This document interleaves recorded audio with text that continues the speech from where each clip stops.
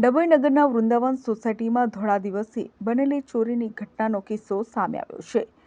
મળતી માહિતી મુજબ વૃંદાવન સોસાયટીમાં પરિવાર બપોરના સમયે આરામ કરી રહ્યો હતો। ત્યારસામાં ઘરમાં એક ઈસમ ઘૂસી જઈ ₹3.20 લાખના મત્તાની ચોરી કરી ફરાર થઈ ગયો હતો। પોલીસ દ્વારા ગણતરીના સમયમાં ચોરને ઝડપી પાડી કાયદેસરની કાર્યવાહી હાથ ધરી હતી।